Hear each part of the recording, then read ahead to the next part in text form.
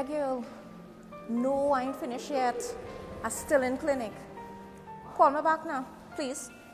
Yeah, or I will call you when I'm done. Hey, Paula. Hey, yeah, I'll talk to you later. Hi, Jack. How are you? You're early. Of course, you know I always early. You may spot my girl. I want to go in early to see the doctor. You know how to go back to get paid? So, if you don't go back to work, you would not get paid? No, girl.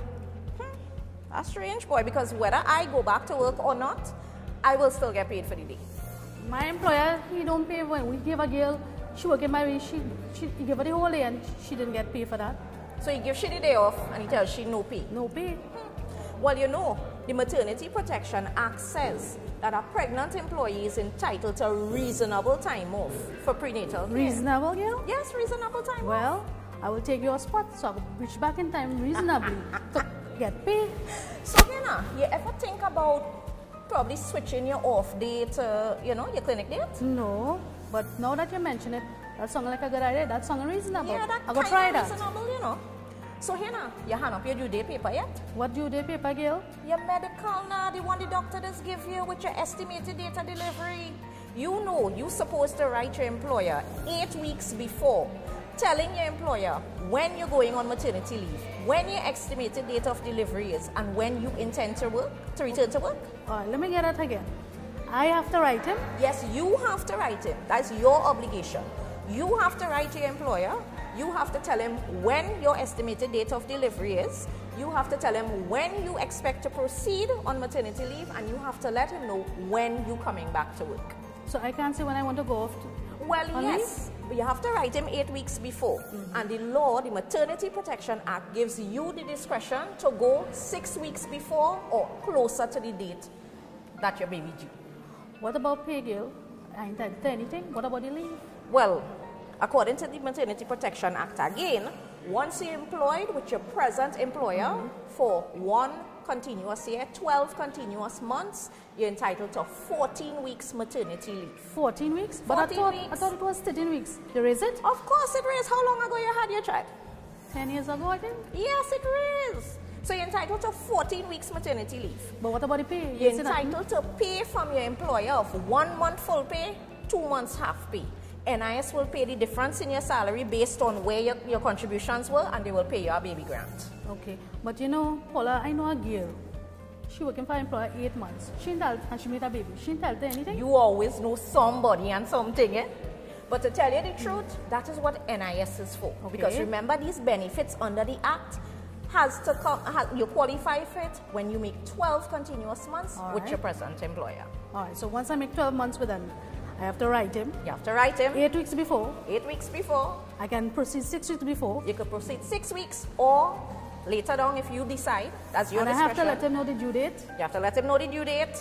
When I come going on leave. When you're going. And when I coming back. And when you're coming back. So okay then, good to know. So I could get your spot, girl? Yeah, seeing that you ain't gonna get paid, take the spot. Go ahead. Go ahead. Thanks. All right, later. I hope you feel good.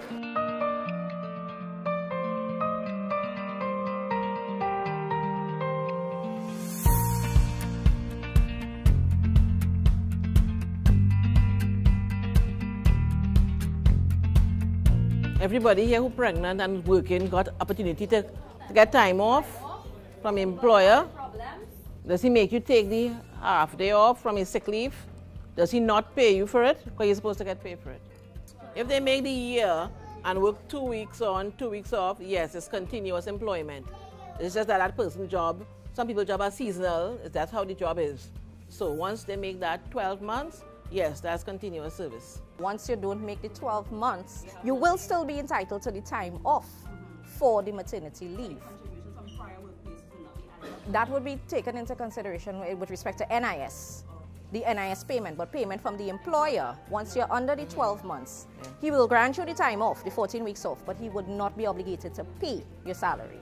But NIS does, of course, as my colleague mentioned, it is an insurance program for loss of earnings. 14 working days sick leave is the minimum standard for most workers, minimum wage workers. So the employer is only obligated to pay you for the 14 days. Once you submit a medical and that medical is beyond 4 days, that should be forwarded to the NIS, and NIS will pay you for that for the period. We are labor inspectors. We don't investigate NIS issues But NIS is important to us because we enforce sick leave and maternity leave. And when an employee does not get paid for her maternity leave or for her sick leave, and the employer does not submit NIS contributions, it affects you.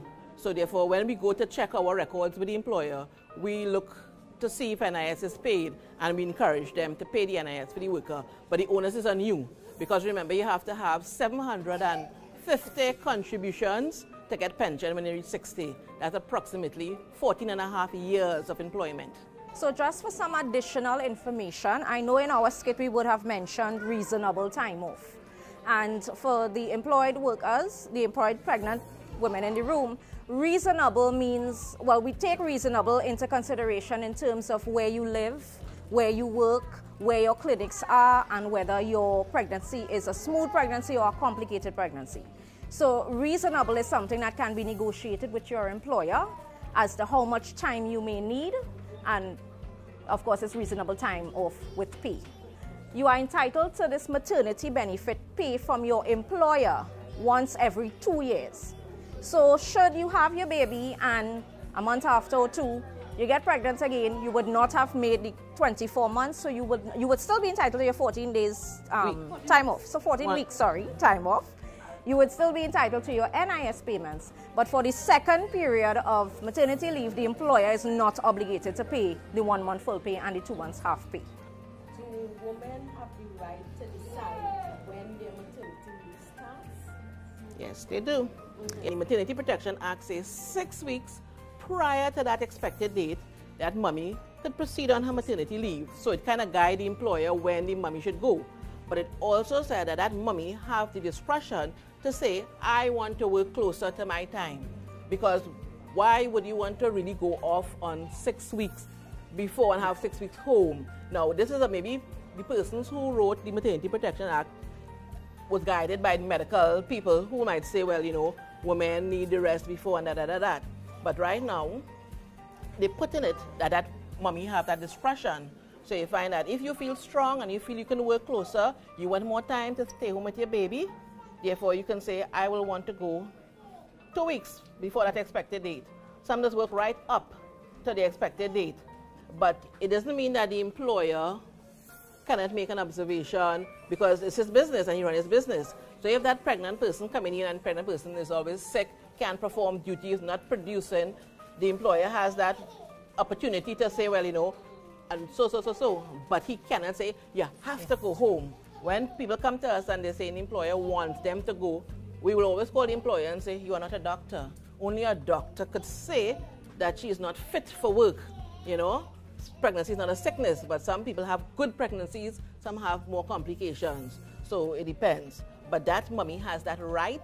She has that right to use her discretion. And that is why when my colleagues were saying that letter that they have to write 8 weeks prior to the expected date, that letter must have that medical certificate attached and stating the expected date of delivery. And that mommy must say, I wish to proceed on maternity leave from this date to this date. And they'll check the 14 weeks. And I will be returning to work on so-and-so date. Right?